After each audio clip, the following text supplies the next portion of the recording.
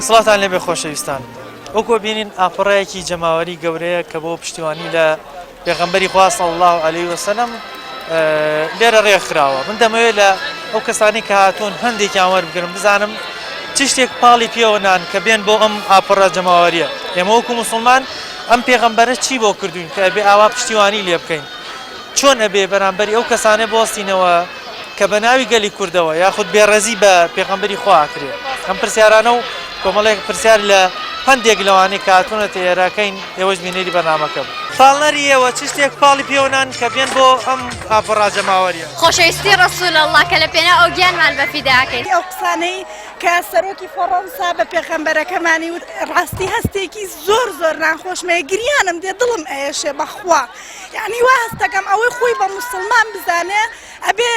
کاردانەوەی هەبێ بێ تەنانەت ئەگەر بە قسەیە بێ بە کۆمنتێ بێ بە هاتنە سەر شەقامێ بێ ئەو هەستە ناخۆشەی خۆی دەربڕێ. بە واجبی سەرشانی خۆمانی ئەزانین کە بین پشتیوانی پشتگیری پێغەمبەری خوا بین صلی الله علیه و سلم. گیانی خۆمان لە پێناو پێغەمبەری خوا صلی الله علیه و سلم بەخشین. ئێمە هەمومان هاتوین خۆشەویستی خۆمان دەربڕین بۆ پێغەمبەری خوا. بزانم جەناب چەند کەستان هاتوون بۆ ئەم ئاپەڕە جەماوەری؟ سڵاو لە ئێوە و لە بەرنامەکەتان. اللهم صل على سيدنا محمد وعلى آله وصحبه وسلم. من خۆم و مناڵەکان و خێزانم بە عایلەیی هاتوین بۆ پشتیوانی پشتگیری لە پێغەمبەری خوا صلی الله علیه و سلم،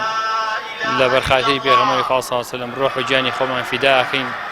قوربانی پێغەمبەری خوا ئەبین بە خۆمان و ماڵ و مناڵمانەوە باوک و دایکمانەوە ڕۆحمان فیدای پێغەمبەری خوا صلی الله علیه و سلم. خێر بێن سەر چاو. چ شتێک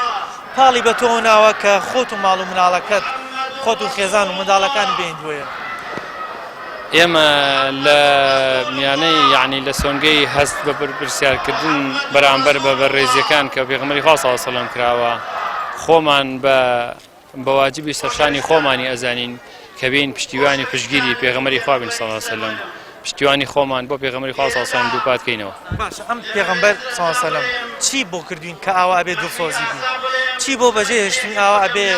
دژی ئەو کەسانە بوەستینەوە کە بێڕێزی بەرامبەر پێغەمبەری خوا ئەکەن؟ پێغەمبەری خوا صلی الله علیه و سلم قورئانی پیرۆزی بۆ بەجێهێشتین، سونەتەکانی بۆ بەجێهێشتوین. پێغەمبەر صلی الله علیه و سلم فەرمێ ئێمە لە هەست کاتێکە لە هەشتێکە شتێکمان لێ ئاسی بوو ئێمە بێ بگەڕێنەوە بۆ سونەتەکانی پێغەمبەر صلی الله علیه و سلم بۆ قورئانی پیرۆز. باشە، وەکو بینیمان لە ڕابردووە هەندێک کەس بە ناوی گەلی کوردەوە پشتیوانیان بۆ ئەو وڵاتانە دەربڕی کە دژایەتی پێغەمبەر صلی الله علیه و سلمیان کردبوو کە بێڕێزیان کردبوو. تۆ چیت هەیە بۆ کەسانی کە کورد بەوە ئەناسێنن بە دنیا کە ئەوان لەگەڵ پێغەمبەری خوانین یان دژایەتی ئەو جۆرە بێڕێزیانە ناکەن کە بەرامبەر پێغەمبەری خوا؟ ئێمە ئەوانەی کە بە ناوی گەلی کوردەوە چوونە قونسوڵی فەڕەنسا و وا وێنەیان کرد کە ئەوان نوێنەری هەموو گەلی کوردن، نەخێر ئەوان نوێنەری کەمینەیەکی تەزویرن لە پەرلەمانی کوردستان، خۆیان سەپاندووە و خۆیان سەپاندۆ بەسەر ئەم هەرێمەیە و وا وێنە ئەکەن کە ئەوان خاوەنی هەرێمی کوردستان. بەڵام بە پێچەوانەوە وەکو ئەی بینین ئەوە تا خەڵکی هەرێمی کوردستان زۆر ناڕازیە، نەک لەو وتەناشینانەی کە سەرۆکی فەڕەنسا و هەچ کەسێکی تر بە پێغەمبەری خوا صلی الله علیه و سلم ئەڵێ، بەڵکو بەدەسەڵاتدارانی هەرێمی کوردستانیش خەڵک لیان ناڕازیە و لە ئەدا و شێوازی حکومڕانیان ناڕازیە. بەڕاستی مامە سڵاوت لێ بێ، بزانم چەند کەستان هاتوون بۆ ئەم ئاپەڕە جەماوەری پشتیوانی پێغەمبەری خوا؟ سڵای خوا لە ئێوەش بێت. پێنج کەسمان هاتووە بەشداریک بین لەم بۆ. کێ بکەنە ئەو کەسانە چیتۆن هاتوون؟ یەکیان کوڕما، ئەوی کەشیان هەر خوشکن. بەخێر بێن سەر چاو. بزانم چ شتێک پاڵی بە تۆ ناوە کە بێی بۆ ئەم کۆبوونەوە جەماوەریە؟ وەڵای خۆشەویستی پێغەمبەری خوا صلی الله علیه و سلم هەروەها بۆەوە هاتووم کە ئێمە وەکو ڕەدێک بۆ ئەو کەسانەی کە سوکاتی بە پێغەمبەری خوا هاکەن صلی الله علیه و سلم، و هەروەها بۆ ئەوانش هاتوون کە چەندەها ئەندام پەرلەمان بە ناوی ئێمەوە قسە ئەکەن و کە ئاچن پشتگیری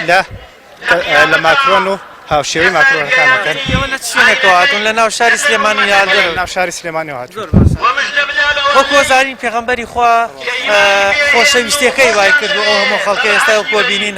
هاتوونەتە ئێرە بۆ پشتیوانیکردنی.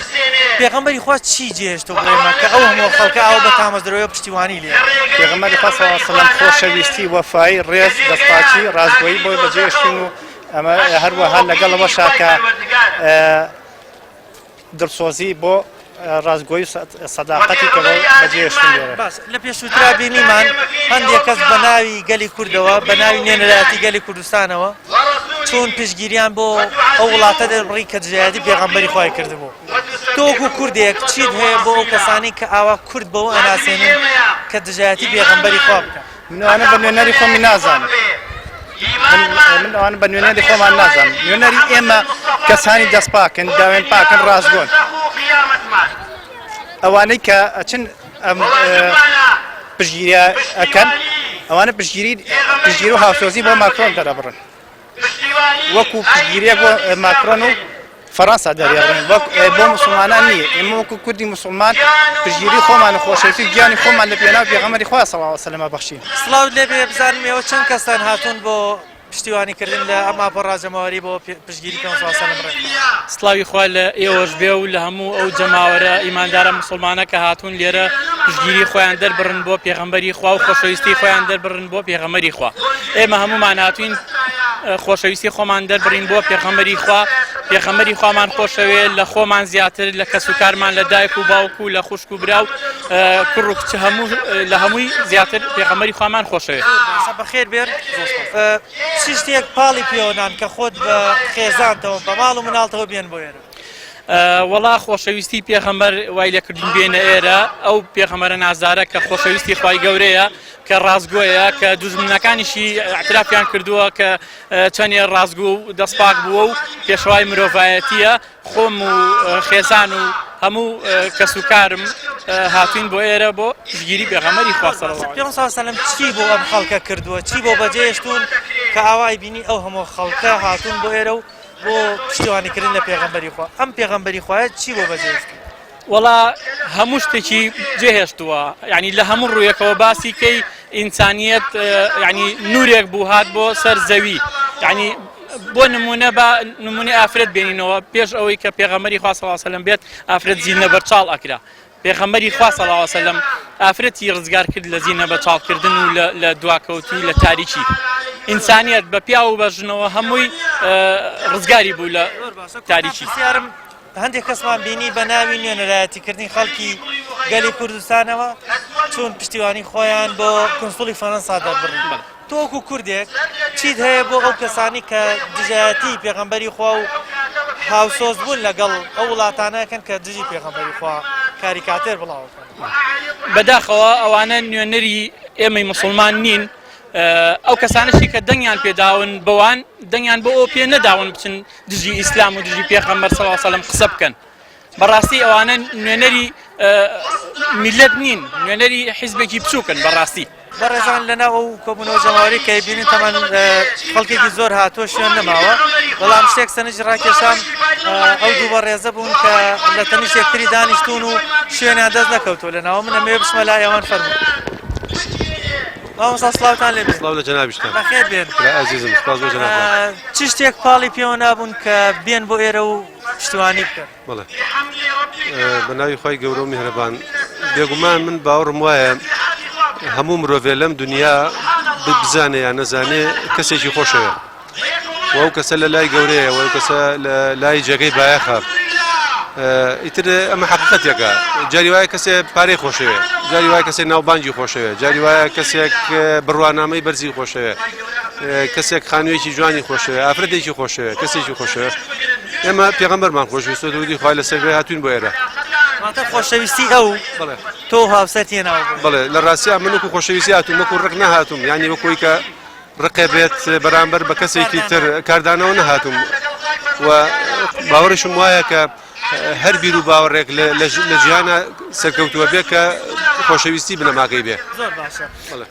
پێغەمبەر صلی الله علیه و سلم چی بۆ خەڵکە کردووە؟ وەکو بینی خەڵکێکی زۆر لە سەرجەم شار و شارۆچکەکانەوە هاتوون. چ شتێکی بۆ بەجێهێشتوین کە ئەو خەڵکە ئاوا بە تامۆزرایی و پشتیوانیەکە و خۆشەویستی خۆی دەرەبڕێت؟ من زۆرم پێخۆشە کە جەنابەت ئەم پرسیارەت کرد، بەس ئەگەر بگونجێ ئەگەر کەمێک درێژ قسە بکەم بمبورە قسە ئەەکەم، چونکە بمبورە وەکو کەسێک کە ڕەنگە کەمێک شارەزاییم لە ئیسلام هەبێ و لەگەڵ یا ژیا بمەوانە وەکو کەسێکی ئەکادمیش کە مامۆستای زانکۆم. بەڕای من ئەوەی کە پاڵنەرە بۆ ئەوەی کە خەڵک شوێن شتێک بکەوێ ئەبێ کۆمەڵێشتی گەورە بن. بەڕای من خاڵی بەهێزی ئیسلام بە درێژایی مێژوو بریتی بۆ لە ڕەوشت لە ئەخلاق بەڕاستی. يعني أجر سيري كي وكو أجر سير كي نقل وكو هندي خلق بداخل ومداخل وهندي خلشي روشن بيري بينم هندي خلق بينم ك باغلين باور يعني ويا كإسلام بهيز هاتوا يا بشمشير هاتوا يا بأمشتان هاتوا أنا عتم ويا قريك في الساري سادة لأخويا كان زور سادة بلن ياما أجر سيري ميجوب كين لم يجوا دصلاة دار زور هبون يعني خلق باغلين إمبراطور باشا سركردي سياسي سركردي سربازي كو بصير كهولا كو جنكيز خان يعني هتلر تنانت أمريكا بابلين سك فرنسا باسي فرنسا كريا نابليون بونابرت يعني أم خلقنا بدري جاي ميجو خلق شيء بنتواني أنا لروي سربازي وزور بهزمن وزواني أنا زور لولاتا كان داجير كان بلام دوای ئەوەی کە لە وڵاتە نەماون هیچ کەسێ نەبووە ستایشیان کە هیچ کەسێ نەبووە باوەڕی بە باوەڕەکەیان بمێنێ کۆتاییان پێهاتووە بەڵام پێغەمبەر دوودی خوا لەسەر بێەوە ئیسلام وان نەبووە ئیسلام خاڵی بەهێزی لەوایە کە بەڕاستی با بڵێن شتێکی پەیوەندیەکی نێوان مرۆڤ و خوایە پەیوەندیەکی ڕەوشتی نێوان مرۆڤ و خوایە وە کۆمەڵێ بەهای گەورەی ئینسانیە کە واکە مرۆڤ ناتوانێت وازی لێبێنێ ینی من ئێستا لەگەڵ تۆ بە ڕێزەوە قساگەم بەشێکە لە بەهار ڕەوشتەکان من کە ڕێز لە خێزانەکەم ئەگرم بەشێکە لە بەهار ڕەوشتەکان من ڕێز لە باوکو دایکم ئەگرم ڕێز لە مناڵەکانم ئەگرم بەشێکە لە بەهار ڕەوشتەکان لەبەرەوە خاڵی بەهێزی ئاینەکان بە تایبەتیانی ئیسلام بریتێت لە ڕەوشت و پێغەمبەری دوودی خوا لەسەر بێ خاڵی بەهێزی بەڕای من هەر ڕەوشت بووە بەڵێ ئیجازە بدەیت کۆتا پرسیارم بینیمان هەندێک کەس بە ناوی گەلی کوردەوە پشگیریان بۆ وڵاتە دەربڕی کە بێڕێزی بە پێغەمبەر صلی الله علیه و سلم کردی بە تایبەتی لە هەندێک کاتیشا وەکو جەناب لە قسەکانتە ئاماژەیەکت کرد وا باسەکرێکەوە کورد ئیسلامی بەشمشێر بەسەدا سەپێنراوە چیت هەیە بۆ کەسانی کە نەورایەتیکردنی کورد بەو شێوازە دەرەخەن کەوا کورد پشتیوانی پێغەمبەر نییە بەڵام لە هەمان کاتە دەبینین ئەو خەڵکانە هاتوونە دێرە هیچی بەرژەوەندێکی مادی نییە ئەگەر وەکو خۆت خۆشەویستیەک نەبێت پاڵەرێکی دینی نەبێت کە ئەوی هێناوە چیت هەیە بەو کەسانی کە ئەو جۆرە نوێنەرایەتیکردنە پیشانی دەرەوەی هەرێمی کوردستانە والله من باوەڕم وایە بەداخەوە لە کوردستانە هەموو شتەکان بە سیاسی کراون یەکێ لە کێشە گەورەکانەوەیە کە هەموو شتەکان بە سیاسی کراون هەموو شتەکان بە ئاراستەیەکی هەڵا براون هیچ شتێ لە دۆخی ئاسایی خۆیان نەماوە جینا ئەگەر حاڵەتی ئاسایی بێ بەڕاستی خەڵک حاڵەتی ئاسایی و نۆرمەڵ وایە کە حکوومەت پەرلەمان ڕێز لە زۆرینەی خەڵک بگرێ ینی زۆرینەی خەڵک زۆرینەی پەرلەمانتاران خەڵکێکن کێشیان لەگەڵ ئیسلامان نییە وەکو کێشەی ڕێگە کێشیان لەگەڵ حیزبی ئیسلامیەکان هەبێ بەڕاستی ئەکرێک کێشە ئەمەش حاڵەتێکی ئاساییە کە ئەکرێت بۆ چوونی سیاسی جیاوازە بێ بەڕای من ئەو حاڵەتێک کە پێشەوانەی حقیقەتە پێچەوانەی زۆرینەی ڕەهای کووردە و بە قەنەعەتیشی من هەڵوێستێکی شخصیە و لە بەرژەوەندێکی حیزبی بچووکە ئەویش وەکو شاعری گەورە عەبدوڵڵا پەشێوەڵێ ئەم حیزبە دەسەڵاتدارانە هەر بە دابەشکردنی و با بڵێن قۆستنەوەی هەلی بە زیندوەکانیشەوە نەماون بەڵکو مردوەکانیش واز لە مردوەکانیش نایەنن ینی بمبورە حەقەتێک وایە کە ئێستا جاری وایە کابرا با بڵێن بەڕاستی من هاوڕێیەکم کە حەز ناکەم ناوی بڵێم کە باوکی ئەندامی سەرکردایەتی حیزبی شوعی بووە دوای ئەوەی کە با بڵێن دوای چەندین ساڵ لە شەهیدبوونی ئەو بەڕێزە یەکێ لەم دوو حیزبە دەسەڵاتدارە چوونەتە ماڵەوە دەوایان لێ کردووە کە باوکیان بکرێ بە ئەندامی شەهیدی سەرکردایەتی فڵان حیزب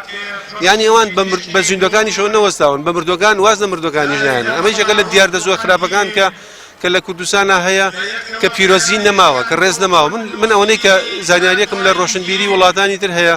يعني لە ئێران سادەترین نمونە شاعرێکی گەورەی چەپی وەکو ئەحمەدی شاملوو کە کابرا خۆیش چەپە کەچی کاتێک یێتە سەر باسکردنی کولتوری ئیسلام یێتە سەر باسکردنی کەسێکی وەکو مەولانای ڕۆمی زۆر بەو پەڕی ڕێزەوە باسیەکە ئیحسان تەبەری کە سەرۆکی حیزبی تودەی ئێران بووە کە کابرایەکی چەپ بووە کە بە ئەسڵیش کوردە کتێبی هی مەولانا ئیگڵی شەرق ئەنووسێ زۆر بەڕێزەوە باسی مەولانا و باسی کولتوری ئیسلامیەکە کەچی بەلامەوە سەیرە سیاسیەکی بچکۆلە بەم بوورەوە ئەڵێم سیاسێکی بچکۆلە کە لە پێناوی ڕازیکردنی خەڵکێکی دیاریکراوە ئەچێ شتی زۆر گەورەتر لە قەد و باڵای خۆیەکە کە شتێکی زۆر نەشیاوە بەڕێ من سواس بۆ بەڕێز خاتون سلااوت لێ بێ بەخێر بێ بەخێر سپاس چی هێناویتی بۆ ئێرە لەگەڵ هاوسەرت سەماکردنەوە جەنابیشت ڕای خۆت بڵێ چ شتێک هۆکار و پاڵنەری تۆ بۆ ئێرە یەکمانۆکو مسلمانێک ئەوەی کە بەڕاستی مسلمان بناسێ و بزانێ بەرنامەی ئیسلام چه خۆشەویستی هەیە بۆ پێغەمبەر دووری خوا لەسەر بێ ڕەحمەتە للعالەمین بووە ئێمەش ئەو خۆشەویستی وای لێکردین بێن بۆ ئێرە بەڕاستی بە چ شتێکی پێغەمبەری خوا زۆر معجیب بووی زۆر کاریگەر بووە لە ژیانت کە بە بەردەوامی ئیلهامی پێبەخشی بۆ ژیانی خۆت ئەوەی کە باس کراوە بەرجەم کەوتو ئەو خوڕە و شتێتی کە هەی بووە لەناو خەڵکە لەناو عامەی خەڵکا کە هەی بووە کەسێکی نمونەیی بووە قدوە بووە قدوە تا پرسیارم هەندێک کەسمان بینی بە ناوی کوردەوە بە ناوی نوێنەراتیکردنی خەڵکانی هەرێمی کوردستانەوە پشتیوانیان بۆ ئەو وڵاتە دەربڕی کە بە ڕێزی بەرامبەر پێغەمبەری خوا کردبوو تۆ وەکو کوردێک چیت هەیە بۆ جۆرە کەسانە کە کورد بەو شێوازە نیشانی جیهانی دەرەوە وەڵام من ئەوەندە ئەڵەم خوانە خەڵەتێن کە کورد وا پیشانێت چونکە زۆرینەی کورد مسلمانە کە زۆرینەی کوردیش مسلمان بێ دیارە خۆشەویستی هەیە بۆ پێغەمبەر ئەوان کە بە نوێنەرایەتی کورد ئەویشاکەن خوانە خەڵەتێن من ئەوە ناڵم تەنها پێغەمبەری خوا ئەوەندە گەورەیە پێویستی بەوە نییە کە ئێمە جۆرە لە جۆرەکان بڵین پێغەمبەری خوا پشتیوانیەکەین بەڵکو ئەوە پێویستیاتی خۆمانە بۆ ئەوەی خۆمان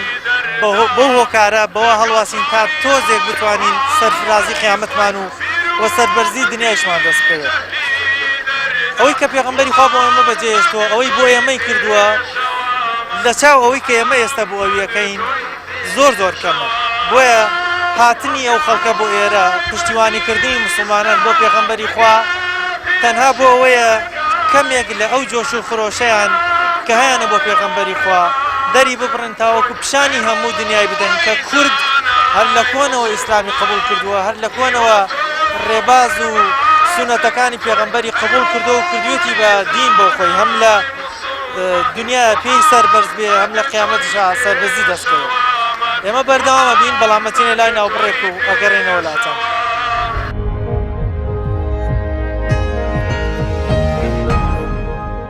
لە دوای ناوبڕەکەەوە سڵاوتان لێبێت وەکووە بینین لەو ئاپەڕە جەماوەری کە بۆ پشتیوانیکردنی پێغەمبەری خوا سڵاو و سەلەم و بۆ دژایەتیکردنی ئەو بێڕێزانی کە بەرامبەری پێغەمبەری خوا کراوە ئەم کۆبوونەوە جەماوەری ڕێکخراوە ئێمەمانەوێ چەند کەسێکی ئێرە وەربگرین بزانین چی پاڵی پێوە ناون کە بێنە ئێرە پێغەمبەری خوا چی بۆ خەڵک کردووە چی بۆ مسلمانان کردو ئاوا بە جۆش و خرۆشەوە پشتیوانی لێەکەن ئایا ئەو کەسانەی کە بە ناوی کوردەوە بە ناوی نوێنەرایەتیکردنی کوردی مسلمانەوە پشتیوانی بۆ وڵاتانی دژایەتیکەری پێغەمبەری خوا دەرەبڕن بزانین ئەو کەسانە ئێرە چیان بۆ جۆرە کەسانە هەیە ئایا بە نوێنەری ڕاستەقینەی خۆیانی دەزانن یا خودمان هەموو مرۆڤێ لەم دنیا بزانێ یان نەزانێ کەسێکی خۆشەوە ئێمە پێغەمبەرمان خۆشویستە دوودی خوای لەسەر بێ هاتوین بۆ ئێرە پێغەمبەر صلی الله علیه و سلم کۆچی دوایی کردوتی ئومەتەکەم ئێستا ئەو ئومەتەی جێشتا کە پشتگیری لەو ئەلمانیانە ئەکەن لە ڕاستیە زۆر هۆکار هەیە بۆ ئەوەی من بێم بۆ ئێرە لە شوێنێکی زۆر دوورەوە نەهاتم ئەمە کەمترین شتەکە بتوانم بیکەم لە پێشڕای خۆمانی دانێ بۆیە بێ دیفاعی لێ لە هەموو کەس و کار چاکتر بۆمان پێغەمبەری خوایە کە شەفاعەتمان بۆ کاوەپارێتەوە بۆی نەجاتمان لە لاگی زۆرە لەگەڵ کێکی هاتون بۆ ئێرە وەڵا دوو پاساتینە لە چەمچەماڵەوە عایلەی خۆمان و هینتر و دوو پاسن لە چەمچەماڵەوە بەڵێ چی پاڵی بەوە ناوە کە بێن بۆم کۆبوونەوە هی بۆ خۆشەویستی پێغەمبەر صلی الله علیه و سلم بۆ ئەوەی کە سوکایەتیان پێکردە و ئێمەش ینی قبولی ناکەین و پێمان خۆش نییە و لە سەدڵمان گرانە و هەر ئەوەنە ئیمڕۆ دەسەڵاتمان هەیە تا بتوانین ئەم خۆپشاندانە بکەین و ئەم ناڕەزاییە دەربڕین ئەنا پێغەمبەر صلی الله علیه و سلم تا کۆچی دوایی کردوتی ئومەتەکەم ئێستا ئەو ئومەتەی جێشتا کە پشتگیری لەو ئەلمانیانە ئەکە و با بڵێ ینی ئەوەیان پێخۆشە بەس ئێمە ئەوەی مسلمان بێ ئەوەی پێخۆش نییە و بەوە ڕازی نییە ئێمەش خۆپشاندانەکەن هەروەنە دەسەڵاتمان هەیە بەڕێزت کە لەگەڵ بابلین کەس و کارت لە چەمچەماڵەوە هاتوون بۆ ئێرە ئەم پێغەمبەری خوایە چی بۆ ئێمە بەجێهێشتووە چی بۆ ئەو خەڵکە بەجێهێشتووە خۆی بین خەڵکێکی زۆر هاتۆتە ئێرە زۆربەی شوێنی نەماوە هەر بە پێوە وەستاوە چ شتێکی بۆ بەجێهێشتین کە ئەو خەڵکاوە بە تامەزرۆییەوە جێهێشتا بەرنامەی ینی با بڵێ هەموو بەرنامەیە چاکی بەجێهێشتا ئەنجا ڕەزالاتی کێشاوە ئەنجا قوربانی داوە ئەنجا چەند جار بەردباران کراوە و ئاوارە بۆ ئەوش لە شوێنی خۆی دەرکراوە و ئیترێژوە زۆر ڕەزالاتی کێشاوە هەتا ئەو دینەی پێگەیانە ئێمە ئێستا بە ئیسراحەت دانیشتینە ئێشتا سەیرەکەی پشتگیری لێ ناکەین بۆ خۆپشاندانێ ئێشتا ئەچین پشتگیری ئەلمانیەکەین ئێمەمان لە پێشووترە هەندێک کەس وەکو جەناب و باسی کرد بە ناوی کوردەوە پشتگیری ئەو وڵاتیان کرد کەوا سوکایەتی بە پێغەمبەری خوا کردووە باشە بۆچی ئەو خەڵکانە ئەیانەوێت کورد وا پیشانی وڵاتان دەن کە کورد دژایەتی پێغەمبەرەکە کە کورد لەگەڵ پێغەمبەری خوانێ هۆکار چییە ئەم جۆرە نمایشانەکەن ئەم جۆرە پشتیوانیانە لە وڵاتانەکەن کە دژایەتی پێغەمبەری خوان واللهی ئەوانە بەس دنیایان ئەوێ ئەوانە بەس بۆ دنیا یعنی ئەژین دوا ڕۆژیان ناوێ ئەجا خۆیان یعنی باڵێ شخصیت و پێشکەوتن و ئەوەیان ناوێ هەر تەنها دنیا و هەوەس خۆیان ئەوێت ئایا کورد ئەوانە بە نوێنەری خۆی زانێ واللهی نایزانێ ئەوەی بەزەڕا ئیمان لە دڵیابی ئەو بە نوێنەری خۆی نازانیە ناوەڵا لە ڕاستیە زۆر هۆکار هەیە بۆ ئەوەی من بێم بۆ ئێرە لە شوێنێکی زۆر دوورۆ نەهاتم ئەمە کەمترین شتەکە بتوانم بیکەم پێغەمبەر صلی الله علیه و سلم هەرچی شتێکی جوان و باشە لەم دنیای هەمووی لە سایە سەری ئەوەیە ئەو کەمترین شتە بەڕاستی توانی بەتم کردی بێتم بۆ ئەو پێغەمبەری خوا صلی الله علیه و سلم چی بۆ ئێمە بەجێهێشتووە چی بۆ خەڵکە بەجێهێشتووە ئێستا و خەڵکە ئاوا بە تامەزرۆیەوە ئێوە لە چەمچەماڵەوە خەڵکی تر لە شوێنی ترەوە هاتوون پشتیوانی لە پێغەمبەری خواکەن چی بۆ ئێمە بەجێهێشتووە بەڵێ هەر شتێک کە هەر نمونەیەک هەر ڕەوشتێکی جوان کە بەڵگە بێت لەسەرەوەی کەسێک مرۆڤ بێت ئاتە ئەموو کەسێک مرۆڤە بەڵام مرۆڤبوونیش هەوڵی ئەوێت هەمووی لە سایە سەری پێغەمبەرەوەی صلی الله علیه وسلم پێغەمبەری خوا سەڵات و سەلامی خوای لەسەر بێت ئامۆژگاری کردین لەسەر ڕێز لە دایک و باوکمان بگرین ئێستا کێشەی هەرە گەورەی جیهان ئەوەیە کاتێک ئەم ماڵەکان گەورە ئەبن دایک و باوکیان دەرەکەنە دەرەوە لە ماڵەکانیان یاخود هەموو کەسێک فێڵ دەکات هەموو کەسێک هەوڵی دنیا ئەدا هیچ پاکیەک نەماوە لەناو جیهانە تەنها ئەو گەلانەی کە موسڵمانن ئەوانەی کە هەست دەکەن زیندووبوونەوەیەکێ هەست دەکەن کەسێکەیە کە لە داهاتووە دادوەریەکە بەسەریانەوە ئەستەکان هەموو حەقی لە کۆتاییار سەرەگرێ بۆی هەوڵ نادا لە دنیایە تۆڵی خۆی بسەنێتەوە تا پرسیارم چیت هەیە بۆ کەسانی کە ئەیانەوەی کورد وا نیشانی جیهانی دەرەوە بدەن کەوا کورد لەگەڵ ئیسلام نییە کورد لەگەڵ پێغەمبەری خوا نییە وەکو چەند نوێنەرێکی پەرلەمانی کوردستانمان بینی پشتیوانی وڵاتی فەڕەنسایان کرد لە بەرامبەر ئەو هەڵبجوکەوتانەی کە بەرامبەر پێغەمبەری خوا کردویانە تۆ چیت هەیە بۆ ئەو نوێنەرانە ئایا کورد ئەوانە بە نوێنەری خۆی ئەزانن نەخێر بێگومان لە ڕوویەکی ترەوەگە سەیریکەی بەڕاستی ئەمە ڕۆژێکی باشە بۆ موسڵمانان لەم ڕۆژەیە توانی وەکو زۆر بە ئاسانی دۆست و دوژمنی ئیسلام لە یەکتری جیا بکەیتەوە چەندەها کەسێک خۆیان بە موسڵمان داهێنن و کەچی دوای ئەم جۆرە مرۆڤ ما بڵێن ئەم جۆرە کەسانە کەوتون وا ئەزانن ئەمانش بەرگری لەوانەکەن ڕاستی ئەمە هەموو شتێکی ئێمە خاتر جێ مەترسیەوە ئەگەر عنی خوا نەخواست ئێمە پشتگیری لە کەسێ بکەین کە ئاوا سوکایەتی بکات چەنە پێغەمبەر صلی الله علیه وسلم زۆر لەوە گەورەترە کە بە شتێکی لەم بابەتە یعنی بچووک بێتەوە ئەو ئێمەی کە خۆمان بۆ هەواسین بۆی خۆی گەورە بۆمان خاتە بەر شەفاعەتی خۆی لە قیامەتە ئینشاءالله سڵاوت لێ بێ بزانم ئێوە لەکوێوە هاتوون و چەند نەفەر لای من لە چەمچەماڵەوە خۆماتی بەس ئایلێکی تریشمان لەگەڵا لە کەرکووکەوە هات کەرکووک و چەمچەماڵ بەڵێ هۆکار پاڵنەری ئێوە چی بووە کە لەو شوێنە دوورەوە بگەڕێن وڵای تەنها خۆشەویستیمان بۆ پێغەمبەر صلی پێغەمبەری خوا چی بۆ خەڵک کردووە کە ئاوا بینین کورد بەم جۆش و خۆشەوە پشتیوانی لە پێغەمبەری خوا سەلام ڕەحمەت بۆ هەموو عالەم نەک بۆ مەسائلی کورد لەبەرەوە ئێمەش وەکو کوردێک پێغەمبەر سەلام بە پێشەوای خۆماندانی بۆیە هاتووی لە هەتا ئەو کاتەی ئەمێنی دیفاعی بینیمان هەندێک کەس بە ناوی نوێنەرایەتیکردنی پەرلەمانی کوردستانەوە پشتیوانیان بۆ ئەو وڵاتە بڕی کە سوکایەتی وێنەی کاریکاتێری پێغەمبەری خۆیان بڵاو کردەوە ئایا کورد ئەوانە بە نوێنەری خۆی ئەزانێت نەخێرەوانە نوێنەری ئێمەنینەوە نوێنەری خۆیان و حیزبەکەی خۆیان هیچ پەیوەندیەکیان بە کوردەوە نیە باشە وەکو موسڵمان وەکو کورد ئەرکی سەرشانی موسڵمانی کورد چییە بەرامبەر پێغەمبەر وڵای موسڵمانەوەی بێ دیفاعی لێ بکەین لە هەموو کاتێکە ئیتر بە ماڵ بێ بە خوێنمان بێ بە هەموو شتێکەما بێ دیفاع لە پێغەمبەری خوا کە پێشەوامانە لە پێشەوای خۆمانی دانەی بۆیە بێ دیفاعی لێ بکەین بەخێر مام زۆر سپاس لەکوێوە هاتوون وەڵای خەڵکی سلێمانیان چەند نەفەرتان هاتوون وڵات جارێ بەس خۆمم ئێستا بەخێر بێستەر زۆر سپاس. پاڵنەری تۆ چی بووە کە بێ بۆ ئەم کۆبوونەوە جەماوەری؟ وڵای ئێمە پاڵنەر ئێمە هیچ پاڵنەرێک نییە جگە لە غەیری خۆشەویستی پێغەمبەر صلی الله علیه و سلم کە پێشەوایەکە بۆ ئێمە 1440 ساڵ لەمەوە پێش ئەو دینە پاکەی بۆ هاتەوە گەیاندوێتی دەست بەدەست گەیشتووە بە ئێمە. ئێمەش خۆشەویستی ئەو دینە تەنها و تەنها وای لێکردوین پشتیوانی لەو پێغەمبەرە بکەین کە ئەو پێغەمبەرە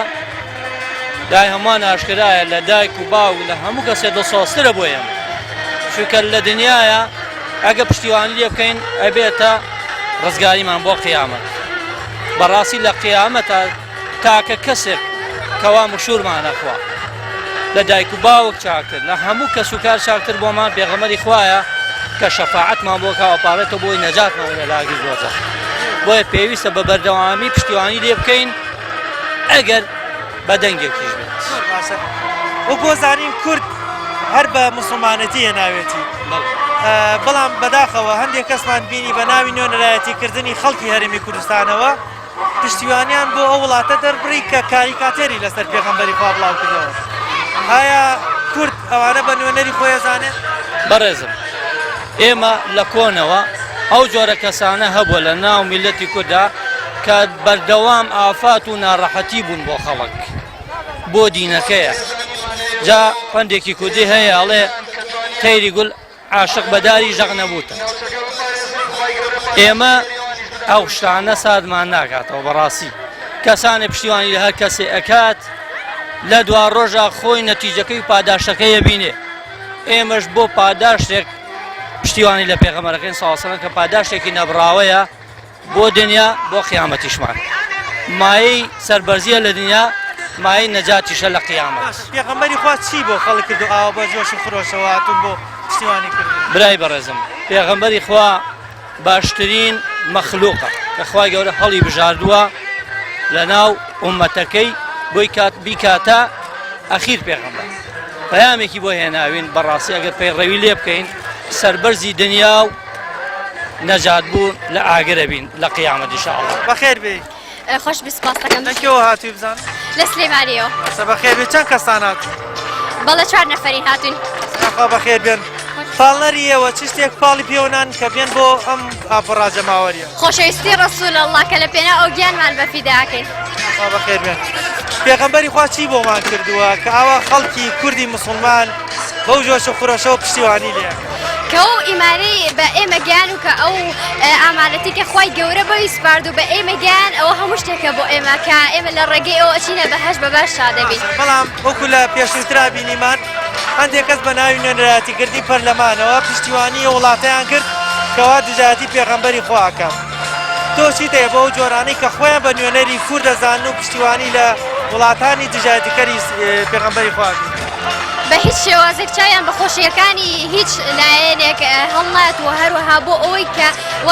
وازان کە بە ڕوخاندنی ئیسلام ئەڕوخەیە نەخە پشتیوانێ زیاتر سەرەکەین و لە هەموو لایەکیشەوە هەموو مرۆڤێکە بێ بە موسڵمان بە پشتیوانی خوای گەورە ژمارەی موسڵمانان ڕۆژ بە ڕۆژ لە زیاد بوونەوە. و ئەمەیە پەیامێکیش بگەێنم بە ئینگلیزی بۆ ماکرۆن و هەروەها بۆ حیزبەکەی خۆشمان. Hey Macron, I want to say something. What do you know about Prophet Muhammad sallallahu alaihi wasallam? If you know about his life, Prophet Muhammad never do it. I have commissioner of there so much liar with you and me and every people of there. Remember, never believe a simple man of there. If you think about down my Prophet Muhammad sallallahu alaihi wasallam, so you doubt yourself to level of cloth. My advice to you, you must respect my faith so that I respect your faith. Wata? هی ماکرۆن ئەمێ هەنێک شت بڵێم تۆ چی دەزانی دەربارەی پێغەمبەر صلی الله علیه و سلم ئەگەر بوو زانیە ژیانی هەرگیز واو نەئەوت وە کۆمیسیۆنەکانی ئێرە زۆر درۆزنن لەگەڵ تۆ لەگەڵ من و لەگەڵ هەموو خەڵکانی ئێرە بیرت بێ بە هیچ شێوەیەک باوەڕیان پێمە کە دەسەڵاتدارانی ئێرە هەمیشە فاشلن هەروەها ئەگەر بیر ئەەکەیتەوە کە پێغەمبەر صلی الله علیه و سلم ئەڕوخێنی ئەوە خۆت بە هێواشی ڕوخێت بۆ ئاستی خۆڵ هەروەها مژگاریەکەشم ئەوەیە کە دەبێت ڕێز لە ئاینەکان بگری چۆن ئەوەی کە من ڕێزی تۆ دەگەرم هەروەها بۆ سەرۆکە کوردەکەی خۆمان کە ئەو بەلایەنگیری سەرۆکی فەڕەنسا کە ئامادەیە لە پێناو پارەیە خۆی بفرۆشێت خۆی و دین و ئیمانەکەشی بفرۆشێەوە ئەزانێ کە ئێمە ئەوڕوخێن کە بە درۆ هات بۆ بەسەراگرتنی وڵات بۆی ببێ بە سەرۆکێ قورئانێکی هێنا و بە درۆ دەست خستە سەروتی ئێمە ئەواکەین و ئەواکەین بەڵام لە درۆزنێک و فاشلێک هیچی تر نین و هەروەها دوا قسم بۆیە ئەوەیە کە ئەو دەسەڵاتەی شانیان نییە و ڕۆژێکیشیە لە دەستیانە سندرێتەوە وەکو ئەوەی کە لە بەسەر. سڵاوت لێبێ بزانم هۆکاری هاتنی تۆ بۆ ئەم ئاپەڕاجەماوەریێرەچی سڵاو لە ئێوەش سەرەتا بە خێراتنی کەناڵەکەتانەکەم بەڕاستی ئەو قسانەی کە سەرۆکی فەڕەنسا بە پێغەمبەرەکەمانی وت سەبارەت بە قسەی پێکردو کە بە کاریکاتر دەری بڕیس ڕاستی هەستێکی زۆر زۆر ناخۆشمەیە گریانم دێ دڵم ئەیەشێ بەخوا یعنی وا هەستەکەم ئەوەی خۆی بە موسڵمان بزانێ ئەبێ کاردانەوەی هەبێ بێ تەنانەت ئەگەر بە قسەیە بێ بە کۆمنتێ بێ بە هاتنە سەر شەقا بێ ئەو هەستە ناخۆشەی خۆی دەربڕێ و داواکارم لەوانیش کە داوای لێبوردن بکەن لە بەروی ئەوە شتێکی زۆر زۆر ناخۆشە یعنی بەڕاستی ئەوەی موسڵمان بێ ئەوەی زەڕێک مسقال یعنی موسڵمانێتی و ئیمان لە دڵ و مێشکە هەبێ نابێ ئەمە قبول بکە و داواکەم لە سەرۆکی ئەوانیش و سەرۆکی خۆشمان کە ڕۆیشتون ماستە و بۆ فەڕەنساکە نازانم ئەگەن باست کرد هەندێک کەس بە ناوی نوێنەراتیکردنی خەڵکی هەرێمی کوردستانەوە پشتیوانی وڵاتی فەڕەنسایان کرد بۆ ئەم بێڕێزیکردنە تۆ چیت هەیە ئایا ئەمانە بەڕاستی نوێنەری کوردایەتیەکە؟ ناوەڵا بەڕاستی من وەکو خۆم وەکو مناڵم وەکو هاوسەرم ئەوانەی کە منە ناسم دڵنیام ئەوانیشوان بەریئین لەوە بە هەموو جۆرێک بەریئین لەم حکوومەتە لەبەرەوەی بەڕاستی موسڵمانین ئەگەر موسڵمان من ناچن ماستاو بکەن و داوای لێبوردن لە چی شتێکی ئەوانەکەن بەخوا پێکەنینم دێت تێ ناگەم کۆتا پرسیارم پێغەمبەری خوا چی کردو بۆ خەڵک ئاوا بەو جۆش و خرۆشەوە لە سەرجە وڵاتانی دنیا و بە هەرێمی کوردستانی خۆشمانەوە ئاوا هاتوون بۆ پشتیوانیکردنی ئەکارە بەرزەکانی شتە ڕاستەکانی ئەوەی یعنی لە دین تێبگا بەڕاستی ڕەوشتە بەرزەکانی ڕاستگۆیەکەی پاکێکی هەموو شتێکی چەسپاوە لە دڵی هەموو کەسێکا کە موسڵمانەتی لە دڵی ئابێت تەنانەت لە تەلەڤیزۆن خۆبینیتان هەنێک کەس کە هیچ موسڵمانیش نین ئاکارە بەرزەکانی ئەویان بەرز نرخاندووە لا سۆگەی هەستکردنمان بابەر پرسیارەتی بەرامبەر با پێشەوەی مرۆڤایەتی ئەمڕۆ لێرە ئامادەین لە گردبوونەوەی پشتیوانی لە سەروەری مرۆڤایەتی پێغەمبەرمان محەممەد درودی خوای لەسەر بێ تاوەکو بە هەموو لایەکی نیشان بدەین کە ئێمە گەلی کوردی موسڵمان لە هەموو کات و سات و بارەدۆخێکدا پشگیر و لایەنگری ئاینەکەمانین وا لەسەر ڕێبازی پێشەوەمانین و ڕێگە بە هیچ کەس و لایەنێک نادەین بە ڕەهایی و نەزانانە پەنجە درێژ کاتە سەر دینەکەمان و قسە بە پێشەوەمان بڵێت و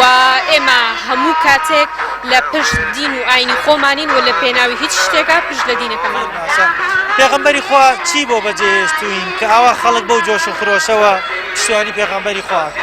پێغەمبەری خوا درودی خوای لەسەر بێت مرۆڤی لە بەندایەتی و کۆیلایەتی ڕزگار کرد دادپەروەری چەسپان تاوانی نەهێشت کۆمەڵێک ڕەفتار و ئاکاری جوانی بۆ جێهێشتون کەوا بکات ئێمەش پشتیوانی بن و لەسەر ڕێبازەکەی لانەیە کۆتا پرسیارم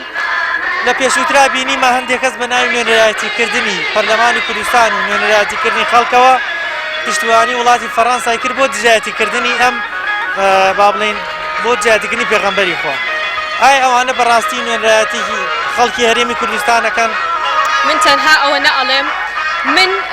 قبوڵی ناکەم کەسانی نەزان و نەفام و دوور لە دین ببێت بە نوێنەری من و من هیچ کاتێک ئەوانە بە نوێنەری خۆم نازانم حاشا ئەوانە نوێنەری ئێمە نین تەنها بە ناوی خۆیانەوە پشتگیری خۆیان بۆ وڵاتی فەڕەنسا و ئیمانوێل ماکرۆنی بێدین دووپات کردێتەوە من قبوڵی ناکەم کەسانێکی لەو شێوازە بێت بە نوێنەری من ئەوان تەنها نوێنەری خۆیانن نوێنەری خەڵک نین ئەوەی کە بینیتان ڕای ئەو کەسانە بوو کاتبوون بۆ ئاپەڕای جەماوەری پشتیوانیکردن لە پێغەمبەری خوا وەکو دەبینن جۆش و خرۆشی خەڵک جۆش و خرۆشی خەڵکی کوردی موسڵمان لە هەرێمی کوردستان بە جۆرێکە ڕەدی ئەو کەسانە دەداتەوە کە بە ناوی نوێنەرایەتیکردنی خەڵکی هەرێمی کوردستانەوە پشتیوانی بۆ ئەو وڵاتانی کە دژایەتی پێغەمبەری خواکەن دەرەبڕن ئەمە نیشانەی بەرزی موسڵمانێتی گەلی کووردە بۆیە ئەوانی کە قسەیان بۆ کردین باسییان لەوە کرد خۆشەویستی پاڵنەری یەکەمی ئەوان بووە کە بێن بۆ پشتیوانی لە پێغەمبەری خوا ئەو سیفەت و ئاکار و ڕۆشتە بەرزانی کە پێغەمبەری خوا بۆ ئێمەی بەجێهێشتووە وای لە ئەو کەسان ئێرە کردووە کە بێن پشتیوانی لە پێغەمبەری خوا بکەن بۆیە دووبارە و سەد بارە ئەڵێینەوە هەتاوەکو ئێمە لە ژیاناما بین پشتیوانی ڕێبازی پێغەمبەری خواکەین بە ئەو کەسانێکی کە سوکایەتی بە پێغەمبەری خواکەن ئەگەر لە هەڵ وڵاتێک و لە هەر کوچەیەکی ئەم دنیایان بزانن کە کورد هەر بە ئیسلامی هێناوێتی و هەر شانازی بە ئیسلامبوونی خۆشیەوەکات پامی ئەم جارەمان پێشکەشکردن تا بەرنامەیەکی تر و تەوەرێکی تر بەخوای گەورەتان سپێرم خواتان لەگەڵ